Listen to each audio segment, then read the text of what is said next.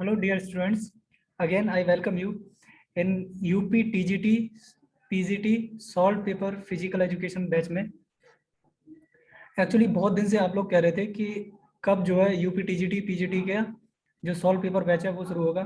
तो आज से हम लोग सॉल्व पेपर बैच जो है वो शुरू करेंगे। तो ये सैंपल पेपर होगा। बेसिकली इस सैंपल पेपर में क्या रहेगा, इसमें 50 क्वेश्चन हैं टोटल, और 50 क्वेश्चन में से आपको क्या है कि 10-10 क्वेश्चन हम डेली करेंगे। और ये 10-10 क्वेश्चन इतने कम नहीं है, ये सिर्फ 10 क्वेश्चन नहीं है, क्योंकि हम इसमें सारे जितने भी मल्टीपल चॉइस क्वेश्चन करेंगे, उन मल्टीपल चॉइस में जितनी भी चॉइसेस रहेंगी हर एक चॉइसेस को हम लोग एक्सप्लेन करेंगे, ताकि न केवल आप इन क्वेश्चंस को सॉल्व कर पाओ, बल्कि अगर उन क्वेश्चंस की चॉइसेस से रिलेटेड अगर दूसरे क्वेश्चंस कोई भी आएंगे तो उनको भी आप अच्छी तरह से सॉल्व कर पाएंगे। ठीक है। और उधर जो हमारी यूजीसी नेट की जो सीरीज चल रही है, आई होप दैट उसको आप अच्छी तरह से एंजॉय कर रहे होंगे और अच्छी तरह से सीख रहे होंगे। ठीक है, तो अब जो है शुरू करेंगे आज का क्वेश्चन। ठीक है, तो very first question is the ability to see the enterprise sports organisation as a whole is called. तो मतलब जो स्पोर्ट एंटरप्राइज है या किसी ऑर्गेनाइजेशन को रन करने की स्किल जो है, एज ए होल स्किल जो है, वो उसको क्या कहेंगे। किसी आदमी में वो कैपेबिलिटी है, सॉरी कोई वो कैपेबिलिटी जिसके द्वारा वो सारे ऑर्गेनाइजेशन को रन करने की कुव्वत रखता है, उसको हम क्या कहेंगे बेसिकली। तो आपके आंसर्स हैं human skill, conceptual skill, mechanical skill और नन ऑफ एबव। चलिए अब देखते हैं। ह्यूमन स्किल मतलब ये एक इंडिविजुअलाइज है। देखिए ह्यूमन स्किल मतलब पर्टिकुलर, ऐसे नहीं हो सकता कि एक ही ह्यूमन में बहुत सारे स्किल्स, मतलब हो सकते हैं बहुत सारे स्किल, मल्टीपल मल्टी टैलेंटेड कोई मैन हो सकता है, लेकिन ऐसा नहीं हो सकता कि उसमें सारे स्किल्स ऐसे हों जिससे कि वो एक पर्टिकुलर जो ऑर्गेनाइजेशन है, उस ऑर्गेनाइजेशन पूरी ऑर्गेनाइजेशन को वो मतलब रन कर पाए। तो ये मतलब ह्यूमन स्किल, इसको काट दीजिए, ये नहीं होगा। अब देखिए मैकेनिकल स्किल्स देख लीजिए। मैकेनिकल स्किल्स क्या होते हैं, चीजों को रन करने से रिलेटेड होते हैं, मतलब एग्जीक्यूशन से रिलेटेड जितने भी स्किल्स आपको मिलेंगे उन सारे स्किल्स को आप क्या कहेंगे, तो मैकेनिकल स्किल्स। तो इनको भी काट लीजिए, क्योंकि मैकेनिकल के अलावा भी बहुत सारे स्किल्स होते हैं। मैनेजमेंट के स्किल्स इसमें आएंगे, इंटरप्रिटेशन के स्किल्स आएंगे, फीडबैक के स्किल्स आएंगे, तो वो सारे स्किल्स भी होना जरूरी है। तो इसका आंसर क्या हो जाएगा, इसका आंसर हो जाएगा कॉन्सेप्चुअल स्किल सही। अब ये कॉन्सेप्चुअल स्किल जो है वो सही आंसर क्यों होगा, ये आप देख लीजिए।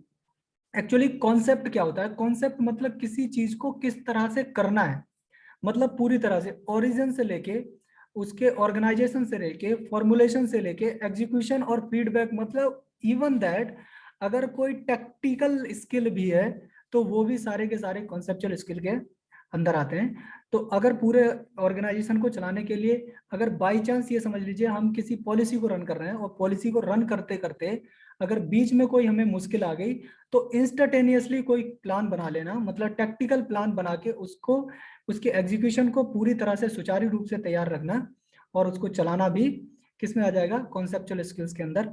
तो ability to see the enterprise sport organisation as a whole, हम किसका पार्ट होगा, वो कॉन्सेप्चुअल स्किल के अंदर आएगा। ठीक है, चलिए अगला क्वेश्चन देखते हैं। The use of particular method of teaching depends on skill of teacher, sex of teacher, age of teacher, none of the above. चलिए अब इसको देखते हैं कि ये जो स्किल्स हैं जो पूरे इसमें दिए हैं, इन्होंने कहा है पर्टिकुलर मेथड ऑफ टीचिंग। अच्छा, मेथड्स ऑफ टीचिंग मतलब किसके अंदर आएंगे, सब टीचिंग पेडागोजी के अंदर आएगी। और टीचिंग पेडागोजी, अब बताइए सेक्स से रिलेटेड हो सकती है, नहीं हो सकती, बिल्कुल ऑफ कोर्स ये गलत आंसर हो जाएगा आपका। सेक्स से रिलेटेड क्यों नहीं हो सकती, क्योंकि एक महिला भी अच्छी टीचर हो सकती है। A girl could be a good teacher, a boy could be a good teacher, even that a old lady, और even that the transgender could be a good teacher. तो ये नहीं हो सकता। एज का मैटर नहीं हो सकता, इवन दैट कई एक बार आप देखो एक छोटी सी बच्ची हरियाणा की है जो मतलब आईएएस की ट्रेनीज जो होते हैं उनको इंग्लिश पढ़ाती है, even that she was of 10th class student when she started to teach the teacher IAS academy. तो आप देखिए इसमें से नन ऑफ द अबव, इसको काट दीजिए। स्किल्स ऑफ टीचर, हाँ ये आंसर बिल्कुल सही होगा। Particular skills of the teacher, skills जो टीचर की होंगी वो उसकी टीचिंग पेडागोजी और पर्टिकुलर मेथड्स को एग्जीक्यूट करने में उसकी सहायता करेंगी। तो इसका आंसर क्या हो जाएगा, आंसर ए जो है इसका वो सही आंसर हो जाएगा। नेक्स्ट क्वेश्चन देखते हैं। The biological science and suggest अब बायोलॉजिकल साइंस जो जैव विज्ञान की है, वो किस चीज को सजेस्ट करती है? Physical exercise, balance, nutrition, in related, inter related. ये कहती है कि फिजिकल एक्सरसाइज बैलेंस्ड है, न्यूट्रिशन इज मतलब जो बैलेंस फिजिकल एक्सरसाइज है, मतलब फिजिकल एक्सरसाइज भी हमें करनी है और सही मात्रा में हमें न्यूट्रिएंट भी लेने हैं। तो चलिए, ये गलत तो नहीं है। चलिए ठीक है, अगला देखते हैं। तब तक variety of activity sustain it's interest, मतलब वैरायटी ऑफ एक्टिविटी मतलब बहुत सारी एक्टिविटी करनी है जो इसके इंटरेस्ट को संतुष्ट करें। मतलब ये तो कोई बात समझ में नहीं आई। आप देखो कि मतलब क्या है, कोई भी एक्टिविटी वो किया जा रहा है, इससे बायोलॉजी से संबंधित, बायोलॉजी का इससे मसला नहीं है। कोई एक्टिविटी करे या ना रखे, ऑफ कोर्स मूवमेंट जो है वो मतलब फिजिकल नीड है, वो होना होना है, लेकिन फिजिकल मेंटल मूवमेंट भी हो सकते हैं बहुत सारे। तो वो जो है क्या है, ये तो पार्ट नहीं होगा इसका। Games and sports are the great social experiences. Of course great मतलब सोशल एक्सपीरियंसेस होते हैं, लेकिन इतना नहीं होता कि ये बहुत ज्यादा सोशल एक्सपीरियंस है। मतलब आप देखिए कि बहुत सारे बच्चे जो स्पोर्ट्स नहीं खेलते हैं, they are good at social skills and they have interpersonal skill to talk with the peoples and they ethically they are perfect. तो इस आंसर को हम सही नहीं मान सकते। बाकी देखते हैं, play field does not recognise any distinction of caste and language. Play fields does not recognise any distinction of caste and language, creed और कलर।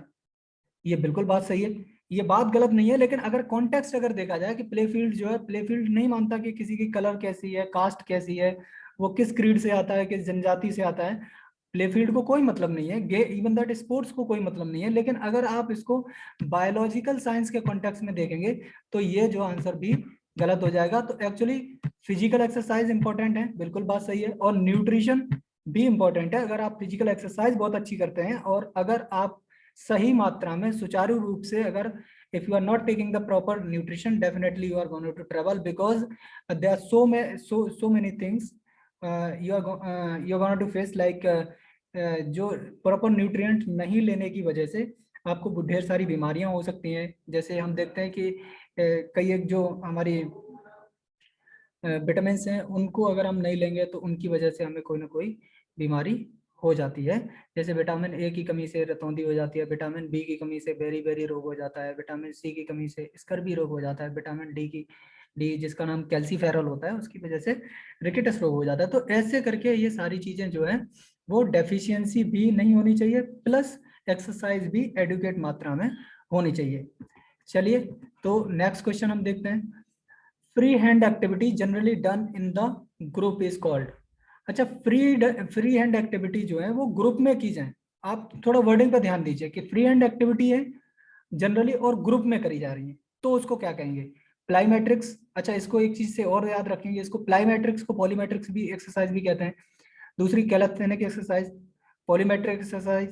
बात तो सही है, पॉलीमेट्रिक एक्सरसाइज मतलब काफी स्ट्रेंथ के साथ जल्दी जल्दी एक्सरसाइज हम स्टेशंस बना बना के जो एक्सरसाइज करते हैं उनको पॉलीमेट्रिक एक्सरसाइज बोलते हैं। कैलेस्थेनिक एक्सरसाइज भी मतलब एक्चुअली क्या होता है, कैलेस्थेनिक जो एक्सरसाइज होती है उनको भी हम फ्री हैंड एक्सरसाइज करते हैं। ड्रिल, मार्चिंग, ये भी फ्री हैंड एक्सरसाइज है।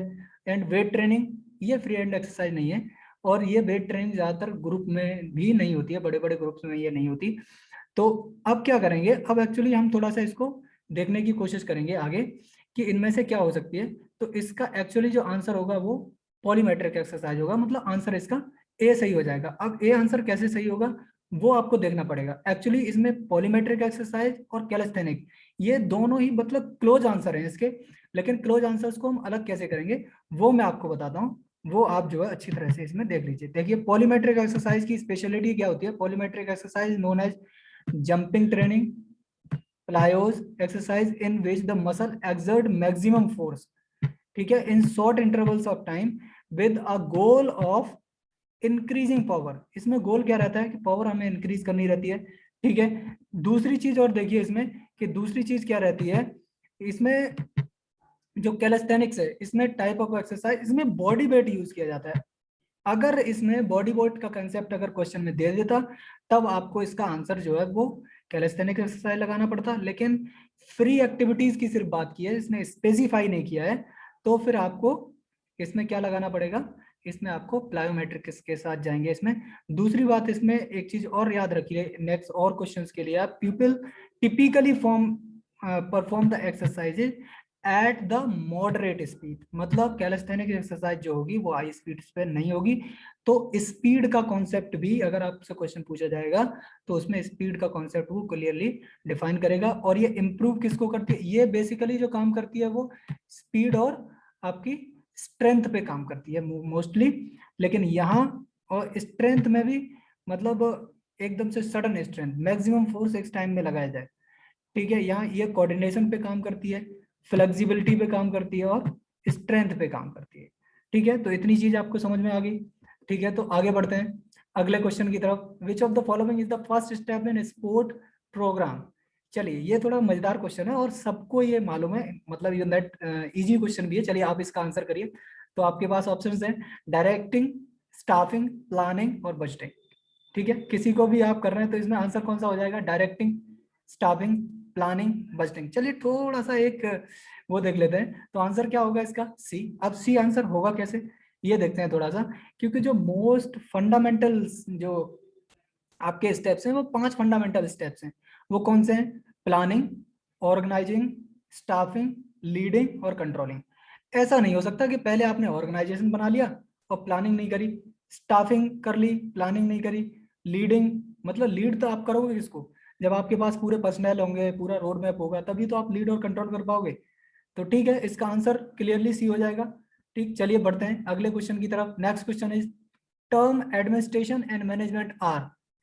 अब चलिए इसमें आप बताइए, इसमें आपके पास ऑप्शंस हैं सिनोनिमस टू ईच अदर, एक दूसरे के समानार्थी हैं, entirely different from each other, पूरी तरह से भिन्न है, somewhat similar to each other, कुछ कुछ एक दूसरे से मिलते जुलते हैं, ऑल ऑफ द अबव, मतलब इनमें से सब आंसर सही है।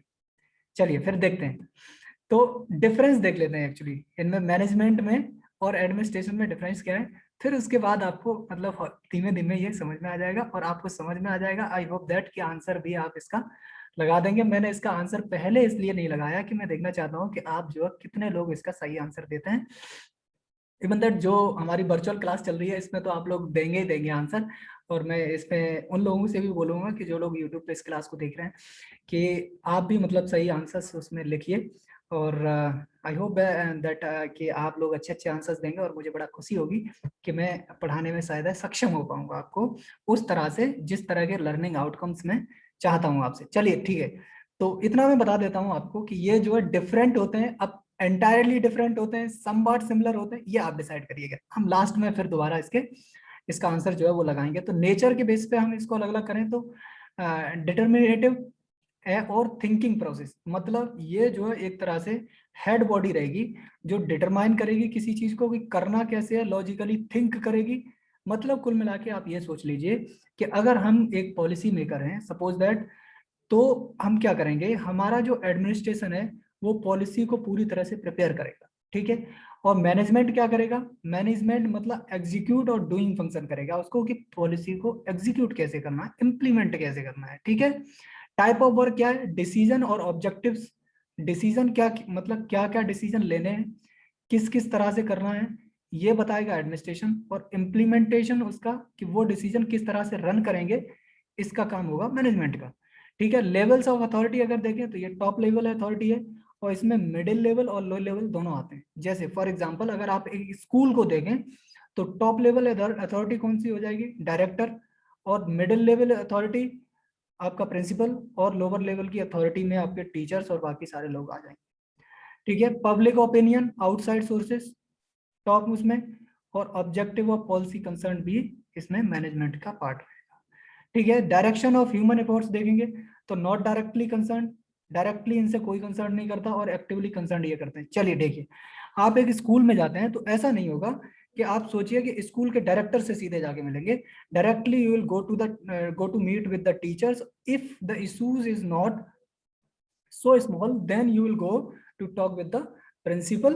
तो आप ये है कि इसमें अथॉरिटी आप देखिए, लोअर लेवल अथॉरिटी में जो रहेंगे उन लोगों से आप पहले मिलेंगे, और बाकी जो इनडायरेक्ट अथॉरिटी है वो हायर लेवल अथॉरिटी होती है, और उसको इनडायरेक्ट अथॉरिटी भी बोलते हैं या एडमिनिस्ट्रेटिव अथॉरिटी भी बोलते हैं। तो मेन फंक्शंस क्या होते हैं इसके, प्लानिंग और कंट्रोलिंग या डायरेक्टिंग और ऑर्गेनाइजिंग। मैं इन सारी चीजों को इसलिए लिख के रखा हूं यहाँ पे कि जब क्वेश्चन अलग अलग हटके आएंगे तो आपको कंफ्यूजन नहीं हो कि आप पूरी तरह से उसको समझ पाएं और अच्छी तरह से क्वेश्चन को अटेम्प्ट कर पाएं। चलिए, इनका यूज क्या होता है? यूज इन गवर्नमेंट और पब्लिक सेक्टर, मतलब दोनों ही सेक्टर में इसका यूज होता है। बिजनेस ऑर्गेनाइजेशन में मोस्टली मैनेजमेंट, ऐसा नहीं है कि मैनेजमेंट नहीं होता है गवर्नमेंट सेक्टर में, होता है लेकिन डायरेक्टली नहीं होता, और यहाँ डायरेक्टली ज्यादा फोकस किया जाता है मैनेजमेंट पोर्शन पे प्राइवेट सेक्टर में। चलिए ठीक है, डेजिग्नेशन ऑफिसर्स होते हैं, और मैनेजर्स और सुपरवाइजर किस में होते हैं? मैनेजमेंट में। जैसे फॉर एग्जांपल कमिश्नर जो होगा वो एडमिनिस्ट्रेशन का पार्ट आएगा आपका। तो चलिए फिर इसमें से आंसर कौन सा हो जाएगा? अब आप आंसर देख लीजिए, answer number B, entirely different from each other.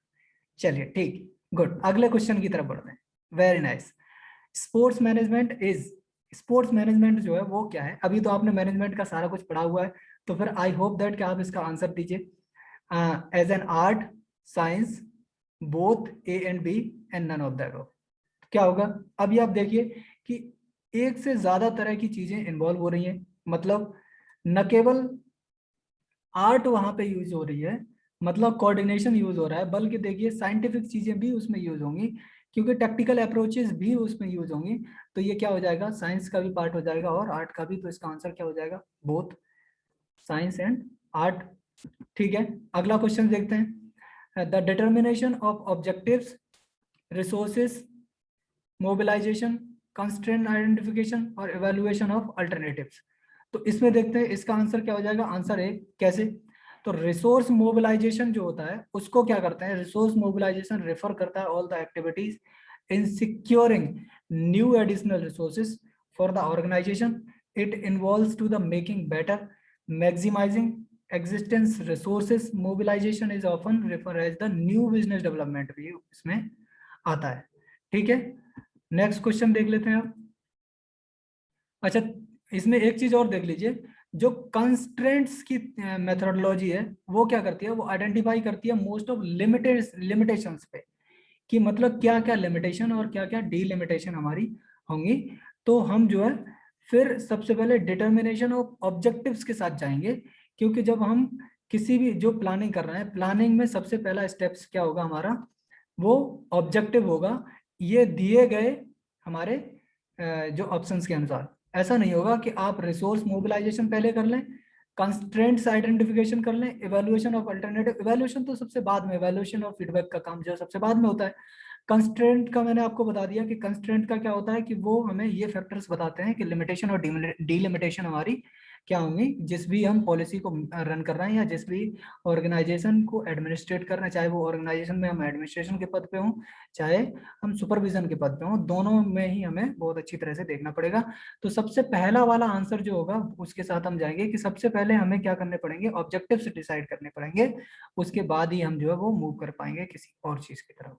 Which of the following does not come under the preview of constraint identification in sports management? Geographical, physical, economical और सोशल।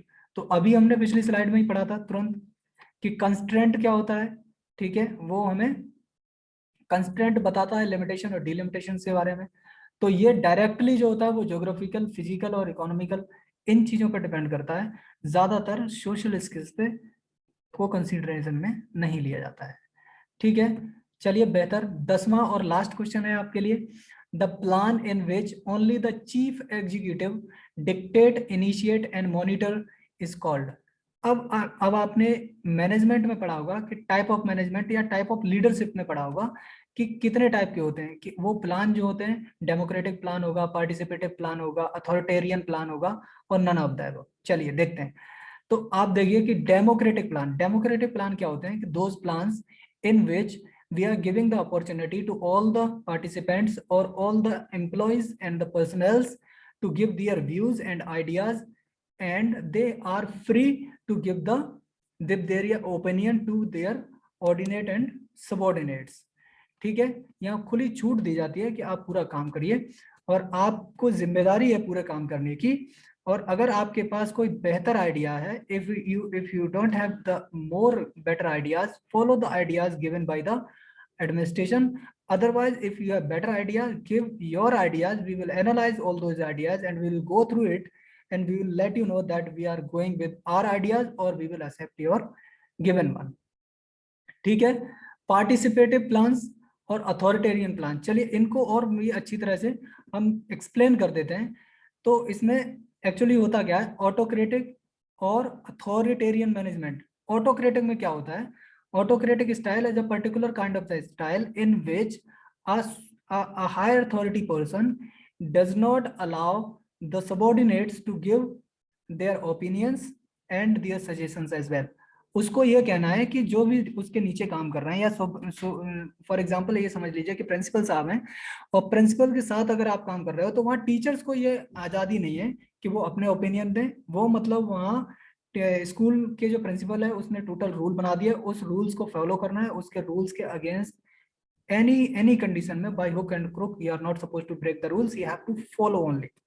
ठीक है, तो उसको बोलते हैं, चाहे वो ऑटोक्रेटिक आए या अथॉरिटेरियन आए तो फिर आप समझ लीजिए। ठीक है, गुड। अगला देखते हैं लेजिस्फेयर और फ्री रेंज मैनेजमेंट। लेजिस्फेयर, इसको डेमोक्रेट लेजिस्फेयर में क्या होता है, लेजिस्फेयर में हम ये करते हैं कि हम एक बेहतर क्रीड के लोग चुनते हैं, अच्छे अच्छे लोग चुन लिए हमने, मतलब हमने बहुत बेहतरीन साइंटिस्ट की एक टीम बना दी और उनको पर्टिकुलर टास्क दे दिया और उनको टाइम पीरियड दे दिया कि इस टास्क को आपको इस टाइम में करके देना है। उनको पूरी अथॉरिटी दे दी जाती है कि आप जो चाहे करिए, इतना फंड हमारे पास है। और जैसे फॉर एग्जांपल इस अथॉरिटी को आप मान लीजिए जैसे इसरो की वर्किंग या डीआरडीओ की वर्किंग, राइट। चलिए पार्टिसिपेटिव और डेमोक्रेटिक को हम पहले ही एक्सप्लेन कर चुके हैं। ट्रांसफॉर्मेशनल लीडरशिप टाइप, इसको देख लेते हैं। ट्रांसफॉर्मेटिव में क्या होता है, transformative leadership type is the leadership style in which the leaders courage inspire motivate. अच्छा एक चीज और देख लीजिए, आप चाहे यहाँ लीडरशिप स्टाइल मैंने इसलिए लिखी है कि आपको लीडरशिप के टाइप्स भी याद रहे या और उसके प्लान्स के भी। अगर आप बीच में लीडरशिप को अगर प्लान से रिप्लेस कर देंगे तो ये चीज सीधी सीधी बस मैनेजमेंट के लिए चेंज हो जाएंगी। अगर लीडर के लिए पर्सपेक्टिव में देखेंगे तो ये सारी चीजें वो लीडरशिप की स्टाइल में आएंगी। ठीक है, तो वहां क्या होता है, इस प्लान में किस तरह के लोग रहेंगे कि आपकी हायर अथॉरिटी क्या जो भी ऑफिसर्स रहेंगे वो आपको मोटिवेट करेंगे कि जो काम हम कर रहे हैं उसको बहुत अच्छी तरह से करिए, हमें ये काम जैसे come on let's do it, we are going to finish, और हमें जल्दी से फिनिश करना है, we want to finish it minimum time so that we can create the history और द रिकॉर्ड लाइक दिस। ठीक है, तो ये सारी चीजें जो रहेंगी वो इस टाइप की लीडरशिप स्टाइल में आएंगी या इस टाइप के प्लान में आएंगी। गुड, नेक्स्ट और लास्ट ही है ये, तो इसमें क्या है, ये ट्रांजैक्शनल। ट्रांजैक्शनल में क्या आता है, ये focus on the supervision organisation and performance, integral part of the full range leadership model. अब इसमें आप देखिए, इसमें और ऊपर वाले में ये क्या करते हैं, ये प्रोसेस पे ज्यादा ध्यान देते हैं। मतलब अगर किसी को परेशानी है तो उसको सुपरवाइज करना, ऑर्गेनाइजेशन को कोई परेशानी है तो उनके साथ मिलकर काम करना, परफॉर्मेंस का एवेल्युएशन करना, मतलब इंडिविजुअल लेवल पे पूरी तरह से बहुत बेहतरीन तरीके से ये जो है मैनेज करते हैं। ठीक है, गुड, बेहतरीन, बहुत अच्छे। तो आज के ये 10 क्वेश्चन आज यहाँ समाप्त करते हैं। अगले नेक्स्ट 10 क्वेश्चन करेंगे हम इसी तरह। आई होप दैट कि आप अच्छी तरह से इनको पढ़ेंगे और इनमें से अगर आपको लगता है कि कहीं पे भी आपको कोई प्रॉब्लम है तो डायरेक्टली आप मुझे किसी भी मोड में, चाहे वो व्हाट्सएप पे, चाहे वो फेसबुक पे, active community of India Telegram के चैनल पे, आप मुझे कमेंट कर सकते हैं, आप अपनी प्रॉब्लम को वहां पे बता सकते हैं। और डायरेक्टली एक बात और है कि अगर आपको इससे ही नहीं, अगर बाकी फिजिकल एजुकेशन से रिलेटेड किसी भी क्वेश्चन में प्रॉब्लम है, आप अपना क्वेश्चन लिखिए या फिर फोटो एक क्लिक कीजिए और आप जो है Telegram channel active community of India पे आप अपलोड कर दीजिए। आई होप दैट कि आपको जो है आपके जिस तरह से आप आंसर चाहते हैं आपको आंसर जो है वो मिल जाएगा और आप काफी अच्छा फील करेंगे। तो आज की क्लास में इतना ही, वेट करिए नेक्स्ट क्लास तक का। तो तब तक के लिए नमस्ते।